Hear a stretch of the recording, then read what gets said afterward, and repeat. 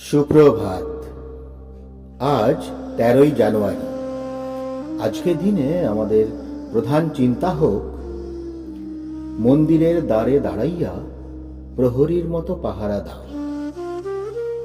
আজকের দিনে আমাদের উপদেশ, যেজন আদর্শ অনুগামী, অদম্য সাহস, অফুরন্ত তেজ, অবিচলিত বিশ্বাস এবং স্বার্থ বিরহিত উচ্চাভিলাষের তাহার একান্ত প্রয়োজন। বাধার অভিমুখী হইয়া সেজন নির্ভীকতা দেখাইবে, অকৃতকার্যতায় সে রহিবে অকাতর।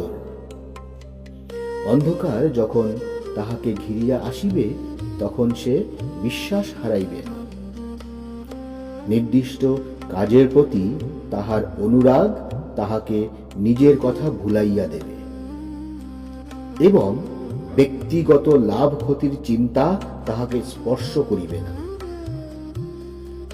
আজকের দিনে আমরা প্রার্থনা করতে পারি, হে সর্বকরুণার আধার, তুমি যে আবির্ভূত হইয়া আমার কাছে কাছে রহিয়াছ, আমাকে এই অনুভূতি দাও, আমি যেন আমার সকল চিন্তা, সকল কথা, সকল কাজ তোমারই শ্রীচরণে নিবেদন করিতে পারি।